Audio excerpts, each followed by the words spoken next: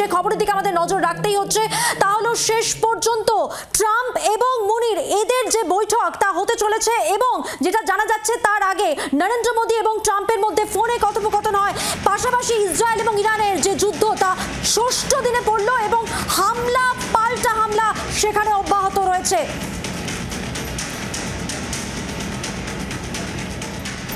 সকাল থেকে যে ছবি আপনাদের আমরা দেখাচ্ছি, একের পর এক মিসাইল হামলা, একবার ইরান এবং একবার ইসরায়েল।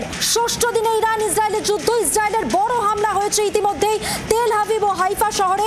একের পর এক মিসাইল হামলা দাউ দাউ করে চলেছে। অন্তত ৮০টি বহুতল ধ্বংস করা হয়েছে যেমন দাবি করেছে ইরান, তেমনি ইরানের যে ভূগর্ভস্থ পরমাণু কেন্দ্র তাও ধ্বংস করার দাবি রেখেছে ইসরায়েল।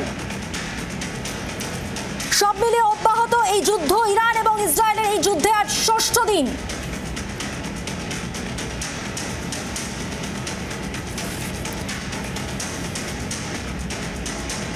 আর তারই মধ্যে প্রশ্ন উঠছে এবার, কোথায় ইরানের হত্যাকর্তা? কোথায় লুকিয়ে আয়াতোল্লাহ খামেনি? কোথায় লুকিয়ে রয়েছেন শীর্ষ ধর্মীয় নেতা আয়াতোল্লাহ খামেনি, যিনি শুক্রবার থেকে একেবারে পরিবার সমেত অন্তরালে চলে গেছেন? সোশ্যাল মিডিয়ায় কিন্তু অ্যাক্টিভ রয়েছেন। তার কারণ ট্রাম্প তাকে হুঁশিয়ারি দিয়েছিল যে আত্মসমর্পণ করতে হবে। কোথায় লুকিয়ে আছেন তিনি জানেন তারা। তারপরেই আজ সোশ্যাল মিডিয়ায় অ্যাক্টিভ খামেনি। তিনি কি বলছেন? তিনি বলছেন সন্ত্রাসবাদী ইহুদিদের কড়া জবাব দেওয়া হবে। আজই ইসরায়েলকে হুঁশিয়ারি দেন খামেনি। অর্থাৎ অন্তরালে চলে গেলেও তিনি কিন্তু সোশ্যাল মিডিয়ায় অ্যাক্টিভ রয়েছেন। এইখানেই প্রশ্ন উঠছে, তাহলে কোথায় রয়েছেন? আমেরিকা জানে আয়াতোল্লাহ কোথায় রয়েছে, কারণ ট্রাম্প সে কথা স্পষ্ট করেছে।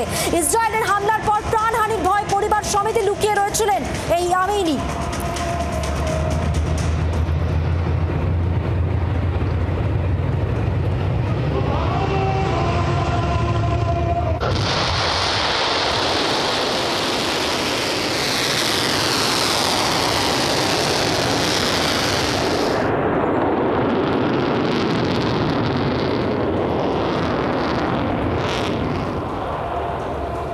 شک میاد پایین.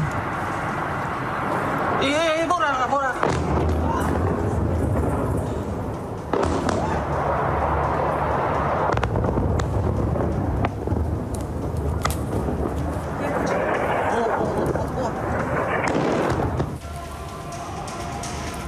সরাসরি কথা বলবো নিউজ রুম থেকে, রয়েছেন আমাদের প্রতিনিধি সব্যসাচী চক্রবর্তী। সব্যসাচী, আজ ষষ্ঠ দিনে পড়লো এই যুদ্ধ, সেই জায়গায় দাঁড়িয়ে সব থেকে বড় প্রশ্ন, তাহলে কোথায় লুকিয়ে রয়েছেন আয়াতোল্লাহ খামেনি, যিনি অন্তরালে থাকলেও প্রাণহানির ভয় পরিবার সমেত লুকিয়ে থাকলেও সোশ্যাল মিডিয়ায় অ্যাক্টিভ রয়েছেন? দেখো, খামেনি হচ্ছে ইরানের সর্বোচ্চ ধর্মীয় গুরু, সর্বোচ্চ নেতা। তার কথায় ওঠা বসা করে গোটা দেশ। আর এই খামেনিকে এরকম খবর ছড়ায় যে ইসরায়েল নিকেশ করার চেষ্টা করেছিল যখন ইসরায়েল একের পর এক সেনাকর্তা, একের পর এক পরমাণু বিজ্ঞানীদের হত্যা করছিল। সেখানে ইউএসএ নাকি ভেটো দিয়েছিল। আর এখন সেই ইউএসএই খামেনিকে কড়া বার্তা দিয়েছে যে আমরা জানি আপনি কোথায়, আপনারা কিন্তু গোটা বিষয়টা দেখুন, সারেন্ডার করুন, নয়তো কিন্তু আমরা হস্তক্ষেপ করব। এখানেই প্রশ্ন, তাহলে কি খামেনি বিপদ আঁচ করে কোথাও লুকিয়েছেন? কোথায় লুকিয়েছেন? লাবাতান বা নর্থ ইস্ট ইরানে বা মাসাদ কোথাও একটা গোপন বাংকার, যে গোপন বাংকারে বারবার খামেনিকে এর আগেও আত্মগোপন করতে হয়েছে। কিন্তু প্রশ্ন, খামেনি কেন এত গুরুত্বপূর্ণ এই ইরান ইসরায়েল যুদ্ধে? কেন তার বেঁচে থাকা বা মারা যাওয়ার উপরে অনেক কিছু নির্ভর করছে? আমেরিকার কি ইন্টারেস্ট, সেটা আমি একটু বুঝে নেওয়ার চেষ্টা করবো। বন্ধুবন্ধু, আমাদের সঙ্গে নিরাপত্তা বিশেষজ্ঞ রাজীব শ্রীবাস্তব রয়েছেন আমাদের সঙ্গে। শ্রীবাস্তব স্যার, কেন খামেনি এতটা ইম্পর্টেন্ট? দেখুন, খামেনি একটা সিম্বল আছেন, উনি ইসলামিক মুভমেন্টের একটা বড় নেতা। উনি কিন্তু লাইফের ভয়ে উনি বাংকারে যাননি। শুক্রবারে যখন এটা অপারেশনটা আরম্ভ হয়েছিল, যখন ওদের পুরো আইআরজি, তারপরে ওদের সেনাধ্যক্ষ, তারপরে ওদের নিউক্লিয়ার সায়েন্টিস্টকে মারা হলো, আর প্রত্যেকজনের বাড়িতে একটা বিল পাঠানো হয়েছে কি আমরা জানি তোমরা কোথায় আছো, তোমাদেরকে মারা হবে। তখন আমরা দেখলাম রোববারে খামেনি বলছেন বাংকারে চলে গেছেন। বাংকার মানে কি হয় জানেন? Operation room. বাংকার মানে হয় কমান্ড অ্যান্ড কন্ট্রোল রুম। কেন ওখানে গেছেন? উনি ভয় করেন না, আমি জানি উনি ভয় করেন না। ওনার তো বয়স হয়ে গেছে, উনি মরতে পারেন, কোনো দরকার নেই। উনি গেছেন ওখানে একটা হার্ড ডিসিশন নিতে। এটাই strength of Iran. Strength of Iran কি ওরা 30 বছর ধরে এটা তৈরি করছে আর নিজেকে তৈরি করছে, প্রস্তুত করছে এই দিনের জন্যে। ওদের যতগুলো জিনিস আছে ওটা মাটি তলায় 20 থেকে 30 মিটার ভেতরে একদম ফুললি কংক্রিট, ওখানে ভাঙার জন্য কোনো একটা মিসাইল আপনার আমেরিকার কাছে নেই। তার মানে আপনি বলতে চাইছেন এই যে 20 থেকে 40 বছর ধরে, 30 থেকে 40 বছর ধরে এই প্রস্তুতি, সেই প্রস্তুতিতে এখন ইসরায়েল একটু হলেও চাপে? দেখুন, ইসরায়েল চাপে না, Israel is an escalation matrix. আমরা বলি আজকে 6 দিনে যখন আমরা আকলন করছি কি কার যুদ্ধ করার ক্ষমতা কীরকম আছে, ওখানে আমরা দেখছি যে Mossad, not Israel but Mossad is complete control of the situation. ওরা পুরো ইরানে কোথায় কি আছে ওরা জানেন। এইটা তো তাই জন্য তো ট্রাম্প বললেন একটা G7 মিটিংয়ে যাওয়ার সময়, যাওয়ার পথে উনি বললেন কি আমি জানি তুমি কোথায় আছো খোমেনি, তোমাকে যে টাইমে বলো আমি তোমাকে তুলতে পারি। কিন্তু আমেরিকাকে কেন ইন্টারফেয়ার করতে হচ্ছে? এটা আপনার নিউক্লিয়ার বোমা। দেখুন, এটা আমরা বলি, আপনি কি বলছেন ইরান নিউক্লিয়ার বোম ফেলতে পারে? হ্যাঁ, মানে ক্ষমতা আছে, তাই জন্য তো এটা ভয় আছে সবার কাছে। আপনি দেখুন 13 তারিখ কেন সিলেক্ট হলো, 13 জুনে কেন সিলেক্ট হলো, ওর মধ্যেই লুকিয়ে আছে সব জিনিস। 12 তারিখে international atomic energy association agency যেটা আছে, ও বললে কি ইরান আমাদের কথা শুনছে না, ইট ইজ এ রোগ স্টেট। তার মানে ওদের কাছে যে ইনরিচ ইউরেনিয়াম ছিল, যেটা আপনার 90% দরকার ছিল, 68 পয়েন্ট থেকে বেশি হয়ে গেল, রাইট। ওর তখন 13কে মারা হলো, বিকজ এটা আমরা বলি ব্রেকআউট টাইম। তার মানে একটা রাষ্ট্রের কাছে কত সময়ের মধ্যে ওরা একটা নিউক্লিয়ার বোমা বানাতে পারে। এই আপনার চায়না ওকে অ্যাসিস্ট করলো জুন প্রথম দিকে, এটা ক্রিটিক্যাল ইকুইপমেন্ট দিল, ওদের ইউরেনিয়ামটা 68.7% থেকে বেশি হয়ে গেল। ওরা জানে যে 2-3 দিনের মধ্যে আপনার ইরান কিন্তু একটা নিউক্লিয়ার বোমা বানিয়ে দেবে।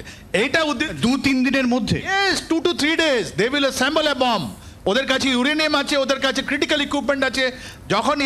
যখন ইসরায়েল আপনাকে 13 জুনে যখন স্ট্রাইক করলো সকালবেলা, এখন পর্যন্ত শুধু যা স্ট্রাকচারগুলো বাইরে ছিল, মাটির উপরে ছিল, আপনি তো ওটাইতে পোস্ট স্ট্রাইক ড্যামেজ অ্যাসেসমেন্ট দেখছেন। আমরা কোনো জায়গায় দেখছি না কি রেডিয়েশন। আচ্ছা আমি আসবো মধুমন্তী, অর্থাৎ গুরুত্বপূর্ণ তথ্য। একদমই সব্যসাচী, তুমি আমাদের সঙ্গে থাকো। আসবো তোমার কাছে। ষষ্ঠ দিনে বারবার বলছি যেটা ইরান ইসরায়েলের যুদ্ধর কিন্তু ব্যাপকতা বেড়েছে, এবং আপনাদের জানি রাখি ইরানের ভূগর্ভস্থ যে নাতাঞ্জ পরমাণু কেন্দ্র, সেখানে ইসরায়েলের বড় হামলা। আর এই খবর কে নিশ্চিত করেছে? International atomic energy.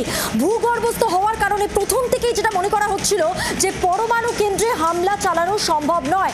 তার কারণ যে এই ভূগর্ভস্থ এলাকা এতটাই নিচে যে এই পর্যন্ত পৌঁছানো সম্ভব নয়, এবং তার উপর রয়েছে শক্তিশালী বাংকার। এছাড়াও তেহরানের খোজির মিসাইল উৎপাদন কেন্দ্র, সেখানেও হামলা চালিয়েছে ইসরায়েল। অর্থাৎ ইসরায়েল তার শক্তি প্রদর্শন করার জন্যই হয়তো এইভাবে আরো একবার ইরানের ভূগর্ভস্থ নাতাঞ্জ পরমাণু কেন্দ্রে ইসরায়েলের বড় হামলা ঘটিয়ে প্রমাণ করলো। আমি কথা বলবো, সরাসরি নিউজ রুম থেকে রয়েছেন আমাদের প্রতিনিধি সব্যসাচী চক্রবর্তী। সব্যসাচী, যে কথা ভাবা সম্ভব হয়নি, ভূগর্ভস্থ এলাকায় পরমাণু কেন্দ্র অবস্থিত, তার উপর শক্তিশালী বাংকার, সেই জায়গায় দাঁড়িয়ে সেই ভূগর্ভস্থ পরমাণু কেন্দ্রেরও এবার হাত পড়লো ইসরায়েলের। একদমই, এবং এটা ইসরায়েল আগেও চেষ্টা চালিয়েছে মধুমন্তী, কিন্তু যে বাংকার, যে গ্রানাইটের পাহাড়ের নিচে পরমাণু কেন্দ্রগুলো থাকে, আমরা গতকাল জি24 ঘন্টায় দেখিয়েছি, যেখানে ফর্ডোর মতন জায়গা, খুব একটা সহজ নয়। ইসরায়েলের কাছে অতটা শক্তিশালী বোমা নেই যেটা ইউএস এর কাছে আছে। এখান থেকেই প্রশ্ন, আমরা মধুমন্তী সকালেই দেখাচ্ছিলাম যে ইরান একটা হুঁশিয়ারি দিয়েছে পরমাণু বোমা হামলার। সেটা কি সম্ভব? সেটা একটু আমি রাজীব শ্রীবাস্তব রয়েছেন আমাদের সঙ্গে, নিরাপত্তা বিশেষজ্ঞ, একটু জেনে নিই। পসিবল আগামী 24 ঘন্টার মধ্যে পরমাণু হামলার? 24 to 48 আওয়ার্স, ওদের কাছে 24 to 48 লাগবে একটা বোমা তৈরি করতে। কিন্তু এই যে 13 তারিখ থেকে আপনার যে হামলাটা শুরু হয়েছে, ওর মধ্যে ওদের কমান্ডারগুলো মারা গেছে, ওদের সায়েন্টিস্টগুলো মারা গেছে, ওদের যতগুলো নিউক্লিয়ার জিনিস ছিল, সেন্ট্রিফিউগাল এন্ড অল, ওটা নষ্ট হয়েছে। একটু ডিসরাপশন আছে, কিন্তু ইউরেনিয়াম ওদের কাছে আছে, critical equipment supplied by China ওদের কাছে আছে। Breakout time as per our assessment, যারা স্ট্র্যাটেজিক অ্যাসেসমেন্ট আছে, যাদের কাছে 2 থেকে 3 দিনের মধ্যে ওরা বোমা স্টাম্বল করতে পারে, ওদের কাছে 2/3 অফ দ্য মিসাইল সিস্টেম। তার মানে ওদের মোর দেন 1000 মিসাইল স্টিল ইনট্যাক্ট ভিতরে আছে। শ্রীবাস্তব স্যার, অত কি সহজ আজকালকার দিনে এরকম হয় পরমাণু বোমা ফেলে দেবো? তার কনসিকুয়েন্স তো মারাত্মক। দেখুন, দুদিকেই আপনার মারাত্মক একটা জিনিস আছে। ইসরায়েলের কাছে স্ট্র্যাটেজিক ডেপথ নেই, ওরাও জানে যদি একটা মিসাইল ওদের কাছে পড়লে এটা nuclear, Israel is finish for ever, because ওদের কাছে ডেপথ নয়। আমরা ইন্ডিয়াতে আছি, ভারতে বসে আছি, আমরা ওরকম 10টা নিউক্লিয়ার মিসাইল বম খাওয়ার পর আমরা আবার অ্যাটাক করবো। এত বড় আমাদের দেশ, ইরানও বড় দেশ, কিন্তু ইসরায়েলের কাছে স্ট্র্যাটেজিক ডেপথ নয়, it is a matter of survival. ওরা মরে যাবে, তাই জন্য ওরা এটা অ্যাটাক করছে, ওদের জন্য ফর ডেথ অ্যান্ড লাইফ এটা এই প্রশ্নটা আছে। এখন এই আপনার 6 ডেতে যখন আমি যদি সহজ বাংলা কথায় বলি ইসরায়েলের পক্ষে, তার মানে ইরানকে সামলানোর চাপ হচ্ছে বলেই আমেরিকাকে হস্তক্ষেপ করতে। দেখুন নেক্সট আমেরিকা এখনো আসেনি, শুধু ওদেরকে এই ট্রাম্প যখন থেকে ওনার উপরে গুলি চলেছে এখন আলাদা ট্রাম্প 2.0 তো আমরা দেখতে পাচ্ছি। ট্রাম্প ওনাকে বারবার বলছে কি তুমি জানো আমাকে কোথায় কন্ট্যাক্ট হতে।